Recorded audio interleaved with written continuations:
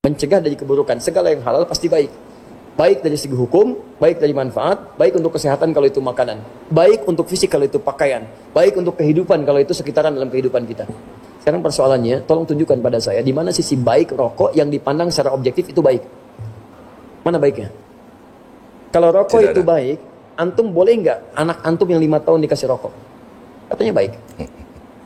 Antum sendiri nggak membolehkan anak antum merokok, kenapa antum merokok? Mungkin? Dan antum sepakat bahwa rokok itu kan ada racunnya. Di dalam rokok itu ada sesuatu yang berbahaya. Antum yang merokok, Masya Allah, menebarkan juga racun untuk orang lain. Dan penghisap itu kan lebih banyak ya negatifnya dibandingkan dengan perokok aktifnya. Perokok pasif itu lebih berbahaya. Dan sudah banyak penelitian di situ. Maka kalau saya pribadi mengatakan rokok haram gitu kan. Jangan membunuh jiwa sendiri dengan keadaan yang demikian. Kalau antum masih mau mengambil yang lainnya, ya itu terserah antum pribadi. Bismillahirrahmanirrahim. Assalamualaikum warahmatullahi wabarakatuh. Teman-teman semua, dari dulu yang saya ketahui, di Indonesia ini teman-teman, tentang hukum rokok selalu terjadinya perdebatan antara haram dengan makruh. Dari orang-orang Muhammadiyah, Salafi, mereka, bahkan dari kalangan para habaib teman-teman, mereka meyakini bahwa rokok itu haram. Sedangkan dari orang-orang Nahdlatul Ulama, sebagian dari kalangan mereka, mereka meyakini bahwa hukum rokok itu adalah makruh. Belum pernah saya mendengarkan teman-teman, hukum rokok itu halal. Bahkan orang-orang NU sekalipun, sahabatku semua, yang mana mereka sering kita saksikan di pengajian-pengajian mereka, di majelis-majelis mereka, para ustadz, para kiai mereka, sambil ngerokok, sambil ngisi kajian. Menurut mereka, rokok pun tetap makruh.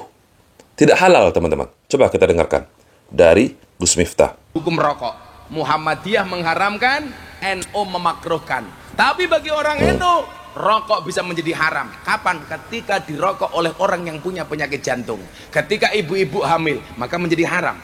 Tapi selama tidak, makruh. Muhammadiyah haram. Gara-gara itulah saya mengatakan orang NU masuk surganya lebih dahulu dibandingkan Muhammadiyah. Kenapa? Karena imannya orang NU lebih kuat. Kenapa Muhammadiyah mengharamkan rokok? Karena Muhammadiyah takut dengan peringatan pemerintah, rokok itu membunuhmu. Sementara orang NU nggak percaya, yang membunuh bukan rokok, tapi malaikat Israel alaihi salam. Sambil ngelawak ya teman-teman. Ini kan kebiasaannya dari Gus Miftah ini. Semoga saja beliau ini tidak sampai kelewatan batas saja kalau ngelawak di acara pengajian. Jangan sampai menghina pribadi seseorang seperti kemarin yang viral, dia menghina sosok seorang penjual ST. Tapi lah Muhammadiyah wediki saukur Pak. Karena peringatan pemerintah, rokok itu membunuhmu, bukan membunuhnu. Membunuhmu, Muhammadiyah. Kita tidak mendengarkan kata-kata hukum rokok itu halal. Bahkan dari mulut Gus Miftah sendiri pun teman-teman. Bagi orang-orang NU, Nahdlatul Ulama, bagi mereka hukum rokok itu makruh, bahkan juga bisa berubah menjadi haram. Ketika dihisap oleh, kata Gus Miftah tadi, oleh seseorang yang sedang sakit jantung. Atau sedang penyakitan oleh orang tua, oleh anak-anak, oleh ibu hamil, ibu menyusui. Maka hukum rokok itu bisa berubah menjadi haram. Coba kita dengarkan sahabatku semua, dari Habib Rizik Syihab, bagaimana hukum rokok dari kalangan para habaib. Kebanyakan fuqaha, khususnya dari mazhab Asy-Syafi'i, teristimewanya dari kalangan ulama Hadramut, dari kalangan habaib, menyatakan rokok itu haram. Haram. Jadi kalau kita buka kitab Bughyatul Mustarsyidin, nah, di sana itu disebutkan bahasanya at-tumbak. At-tumbak itu tembakau, diharamkan. Al-Habib Utsman bin Yahya, mufti Betawi, juga mengharamkan rokok. Al-Habib Abdullah bin Alwi Al-Haddad, sahibur ratib, mengharamkan rokok. Ulama-ulama habaib yang fuqaha, yang ahli fikih, saudara, saya tidak dapatkan yang menghalalkan rokok. Memakruhkan rokok aja saya nggak dapatkan. Jangankan yang menghalalkan rokok, sahabatku semua. Menurut Habib Rizik Syihab, dari kalangan mereka, ahli fikih dari kalangan para habaib ini, memakruhkan saja tidak ada teman-teman. Apalagi menghalalkannya. Kalau masih ada ustadz yang ngerokok, ini nggak waras. Ini ustadz. Jangan kasih ngajar, ustadz itu jangan kasih ngajar. Jangan kasih ngajar. Ini mulut, ini hidung, Allah kasih buat apa? Buat nafas. Bukan knalpot bajai. Untuk Allah kasih. Bukan knalpot, kita terus saja. Ini akalnya di mana? Betul apa yang beliau sampaikan, sahabatku semua. Ini hidung, ini mulut diciptakan oleh Allah untuk bernafas, bukan menjadi knalpotnya bajrai. Apakah rokok itu haram dan maksiat? Ya rokok haram. Dan sepakat para ulama tentang haramnya rokok. Haram. Dan gak ada kebaikan bagi rokok. Yang bilang bahwa rokok itu baik, manfaat, ya tukang rokok. Rokok gak ada manfaatnya. Gak ada manfaat sama sekali. Bahwa itu termasuk khaba'ith yang jelek. Kan Nabi Muhammad SAW diutus oleh Allah untuk menghalalkan yang baik, mengharamkan yang jelek. Allah berfirman dalam surah Al-A'raf, yuhillu lahumut thayyibat wa yuharrimu alaihimul khaba'ith. Bahwa Nabi datang itu untuk menghalalkan semua yang baik-baik dan mengharamkan semua yang jelek. Rokok jelek. Nggak ada yang bilang rokok itu baik. Hatta orang kafir. Hatta orang kafir. Maka orang kafir juga melarang tentang rokok. Maka orang punya akal yang waras, rokok ini nggak ada manfaatnya. Merusak dia, merusak paru-parunya, merusak jantungnya, merusak istrinya, merusak anaknya. Bahkan mengganggu orang lain dengan rokok itu. Makanya tadi saya sebutkan, kalau akalnya waras, mesti tinggalkan rokok itu. Apalagi kalau kita berbicara tentang manhaj salaf, teman-teman. Selama ini, ustadz-ustadz salafi, ustadz-ustadz yang bermanhajkan salaf, sangat tegas sekali.